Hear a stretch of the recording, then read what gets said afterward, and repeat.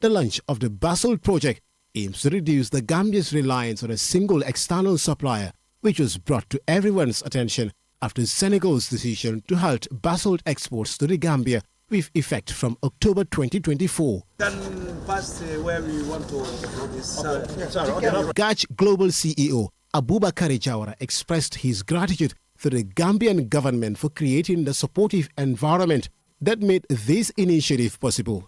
You might recall that 2 years ago we started this business from here to Cape Verde.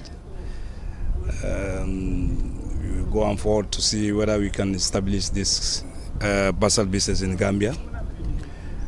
Alhamdulillah, today our dream come true, because as you can see behind me, the 20,000 metric ton vessel is already in Gambia. This is a big opportunity for all Gambians, and then I would like to take that opportunity to thank the government of Gambia, the help they established for my company to be able to achieve this mechanism effort. I cannot live here without thanking Gambian government to establish environment for us, to able to bring basalt in Gambia, to give us facility.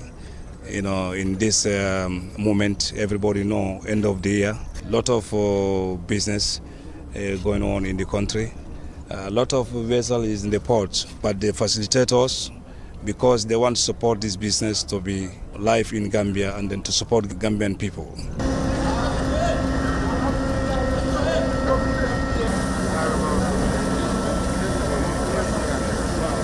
Gach Global's latest initiative has the potential to accelerate construction timelines, enhance the quality of infrastructure, and create a more competitive marketplace for both small and large-scale construction companies. Gach Global Trading Company is committed to restoring the supply of basalt to the Gambia, ensuring that the country's builders and developers can access high-quality materials at competitive prices. We also, me and my company, we want to make sure that we give good affordable price for the community, for the population. Every Gambian can achieve basalt to build your dream house. So I thank all my family and my friends, my uncles who are here with me, and PS of Works and the Minister of Works. They do significant impact in this business. They go with me in Cape Verde to make sure that we succeed. They guide me, they give all facility. I thank President Barrow also, because he is the President of the Republic of Gambia. He's the one who afford all this. He's the one who are behind all this support. We'll make sure that all Gambians to get basalt very, very affordable price. And I thank my partners from Cape Verde.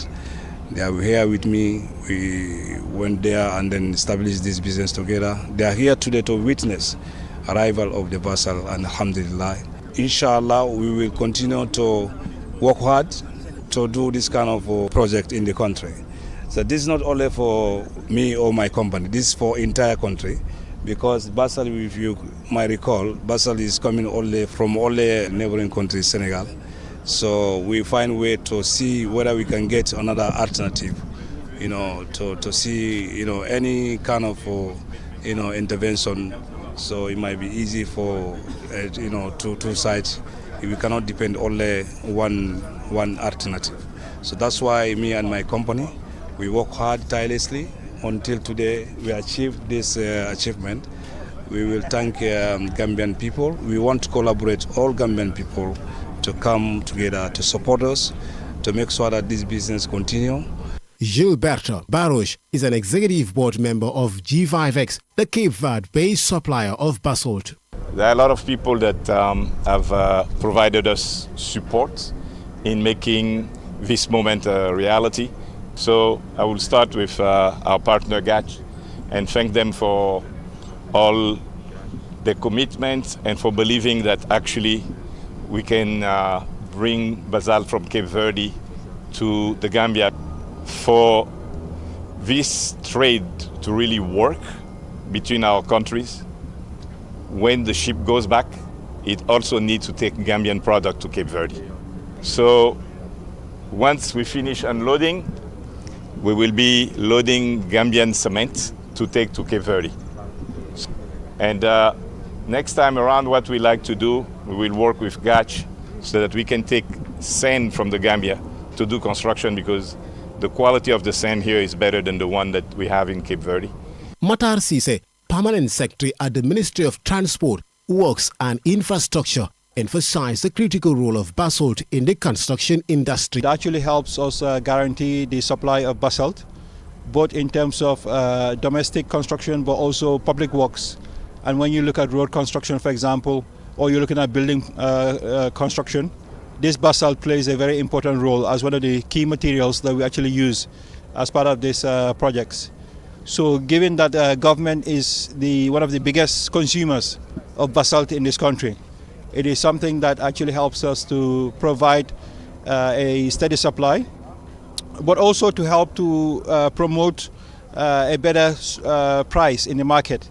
This is something that the Gambia has actually welcomed. GACH Global Trading Company's bold initiative promises to deliver essential construction materials while also driving long-term economic growth and job creation within the construction sector. Osman Chata, reporting for QTV News. In an exclusive press conference on Wednesday, the Yonna Group, a leader in innovative business solutions and enterprise products, announced the arrival of its largest rice consignment from India, totaling 14,500 metric tons of broken rice. The story by Usman Jata is read by Mamna Bukhar. As part of its unwavering commitment to excellence, ensuring affordability and quality, Yonna Enterprise has unveiled the arrival of its largest rice consignment from India. Modulamin Fati is the head of marketing of the Yonna Group. In light with our dedication to affordability, we currently have these rices on sale for $1,950 on wholesale price. But if it is on a retail in any of our stores, it is sold at $2,000, and this is available in the Greater Banjul area. But a nominal charge of $50 is added onto the retail price for those that would be buying this rice available in the provinces. And this is the $50 is included just to cater for some of the transportation for the rice from the Greater Banjul area to the provincial area. But as part of our corporate social responsibility, Yonna Group has covered the loading, offloading, transport cost, further easing the financial burden on customers and supporting local communities. So this is part of our corporate social responsibility, and that cost is not added onto the cost of the rice, but just to ease it for our variable customers as well. Alongside this significant milestone, Yonna offers a variety of other essential food items including vegetable cooking oil, sugar, corn flour, and soft drinks amongst other food products. Lamin Sisao is the deputy manager of Yonna Islamic Microfinance. When you operate an Islamic financial institution like Islamic Microfinance, you therefore need food commodities. And those food commodities, not only food commodities, you need commodities in general in order for you to enhance your Murabaha financing. And now we already have a Yonna Enterprise, and that Yonna Enterprise brings in food commodities. So therefore, it's very easy for the microfinance to actually leverage on the presence of the enterprise to be able to provide those commodities for their clients in the Murabaha financing. If you want to access your funds, you can easily use your wallet to transfer your funds from your account to your wallet and walk to any Yonna Forest Bureau branches or to the agents and cash your funds. Ahead of the holy month of Ramadan, Yonna is expecting a consignment of over 200 containers of premium Brazilian sugar, ensuring that this vital product remains available when the demand peaks. Momodu Baro, General Manager of the Yonna Group, elaborates on the challenges in logistics. The team currently are very, very busy trying to really offload some of those consignments from the port, and sometimes warehousing will become a problem. Logistics will become a problem. But however, Yonna as a business really try to mitigate all those things by having around our own warehouses and also trying to rent some of the warehouses. And we also have our delivery vans that are out there so that people will be able to really transport material from here out there in Basalt. Yonna's consignments are powered by Yonna Enterprise, a leading importer of superior food products, and backed by the collective strength of the Yonna Group, which includes Yonna Forex Bureau, Yonna Wallet, Islamic Microfinance, Insurance, and Agribusiness. Khadijatu Danso is a marketing and communications officer for Yonna. We also provide bank deposits as well. Let's say, for instance, you are outside the Gambia and you want to save your money directly without any hustle. You can also send your money to us and we will deposit it at any of your favorite banks in the Gambia. So from there, we also have Yonna Islamic Microfinance. Of course, as the name implies, Yonna Islamic Microfinance is here to provide financial services through the Islamic way. We ensure that anything we do is aligned with Sharia. So if you want to open an account, maybe saving accounts, investment account, or business account, we offer all these services. Through Yonna Islamic Microfinance, young entrepreneurs and small businesses are empowered by providing funding they need to participate actively in the food trade to enhance economic growth. With a pledge to deliver exceptional quality and competitive pricing, Yonna continues to strive to make products more accessible by combining sourcing with comprehensive countrywide distribution. Mam Nabuka, reporting for QTV News. That story by Mam Nabuka will lead us to our first break. When we return, we have some more local and sports news stories. Do stay tuned.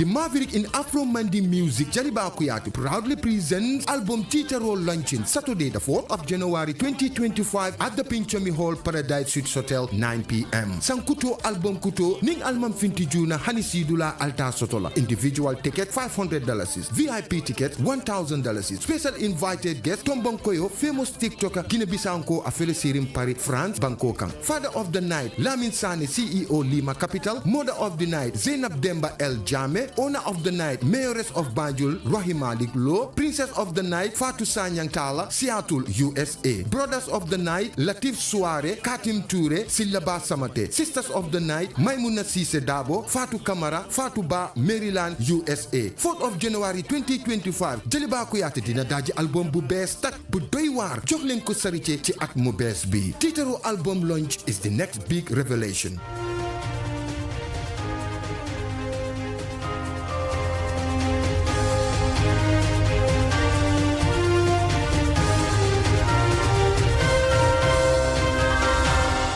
Welcome back.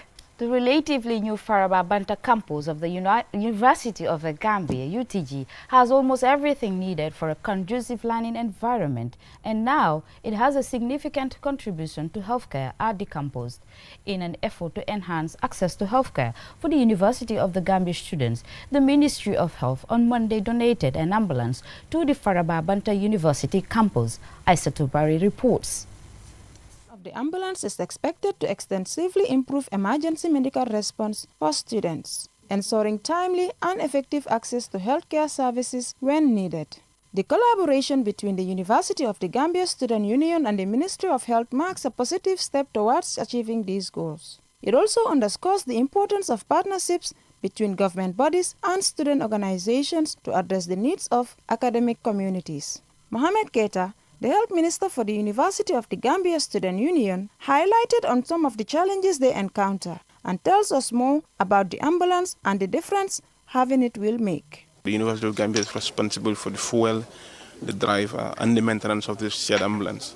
So as it stands, the Ministry have finally handed over the ambulance and it's under the purview of the University of the Gambia management, but the day-to-day activities of this ambulance is run by the Students' Union, because the Students' Union are the one who are mounting the sick bay currently, where we see patients who have ailments on a day-to-day basis. And the reason for this request is because there are instances where we have emergency cases that needs advanced checkup by trained professionals, and that there comes the need of this particular ambulance to help us evacuate them as soon as possible. Because if you look at the location of this particular campus, the proximity to the closest facility is too far, and having critical cases you cannot manage here, they cannot go home on their own. So we sometimes use private vehicles that are available on campus, or sometimes a vehicle of lecturers, or we facilitate means of referring patients. But now with the coming of this ambulance stationed here permanently 24 hours, it will be able to evacuate patients and students who are here to seek for education and have fallen sick. They can be transported to the nearest facility. Yunus Ambai is the Vice President of the Student Union. He gives us an estimation on how many students are on campus and also highlighted some important points. About over 5,000 students that are coming here, or 6,000 to 8,000 students come here. We need equipped medical facilities, like the sick bay need to be equipped, but as you heard, the minister gave a promise that it will be facilitated. He will work on it and help us to provide the things that we need. The handing over ceremony was attended by the Minister of Health, Dr. Ahmadou Lamin Samate, the Minister of Higher Education, Professor Pierre Gomez, the Chief Director of Operations of the University of the Gambia, Dr. William Jabang, the Vice Chancellor of the University, Professor Herbert Robinson, the President of the University Student Union. The partnership which resulted in the donation of this ambulance highlights the ministry's commitment to supporting educational institutions and ensuring the well-being of students. This initiative also emphasizes on the success of peaceful advocacy and collaboration between the Students' Union and government bodies. Aissatou Bari reporting for QTV News. The Kora instrument is part of the broader elements of the cultural diversity of the Gambia, which includes several other musical instruments. To know how the Kora benefits some local artists, Osman Jata interviewed Jali Kimba Saho, an artist and musician, and he prepared this special story, which is narrated by our Bob.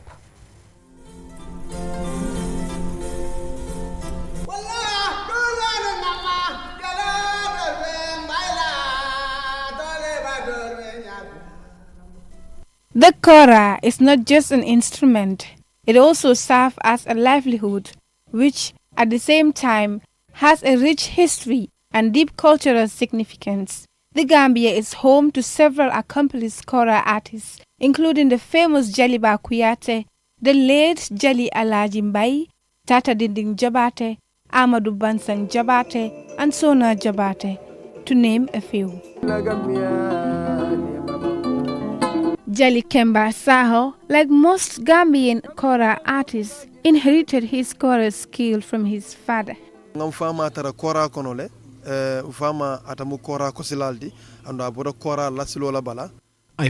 father playing kora. He was born in a griot family that plays the kora. The kora is superb, and when I am playing the instrument, I feel very happy because of the melody it produces. Kora mu fende dem yalon ko superb neka kosenka sewo baki anu foka pare ala melody alhamdulillah Kora mu fene de miala ko jina fengola fana mati. It is an instrument associated with the genes, and that is why when playing it I get a spiritual connection deep inside my body. The Kora, which originates from the Mandinka people of West Africa, is often referred to as the harp of West Africa due to its resonant sound and intricate finger-picking technique.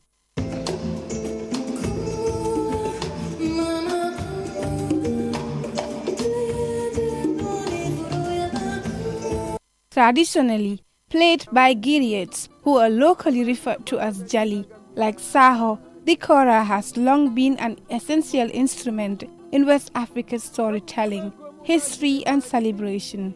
Jali Kemba Saho, like most Kora artists, depends on his Kora for his livelihood. Since I started playing the Kora, I earned my living from my Kora. I cover naming and wedding ceremonies to entertain people with my band. However, sometimes I usually go alone. Jali Kemba Saho is not alone in his mission to sustain the Kora tradition. Across the Gambia, other musicians continue to draw from this rich well of cultural history despite the challenges they face. Nina na traditional side la, especially to lanyi Kora la area la wulu, come support dasada bake banko kande. There is inadequate support for the traditional music industry of the country. We have talent among Kora artists, but the lack of inadequate support is the main problem hindering our progress. Working alone is very challenging, and that is why we are calling for assistance in any form to support young artists, including myself and other artists, like what is happening in other countries.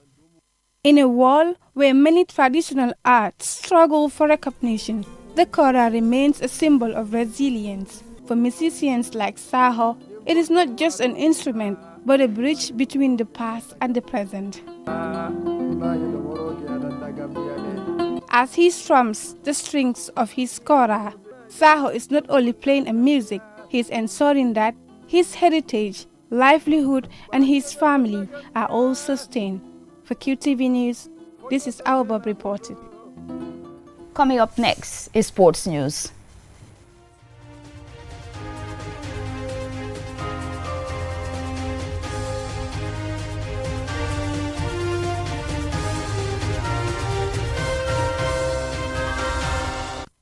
Four Gambian football officials have been appointed by the Confederation of African Football (CAF) to take on various roles in the upcoming CAF Champions League and Confederation Cup matches. Amadou Tamba tells us more.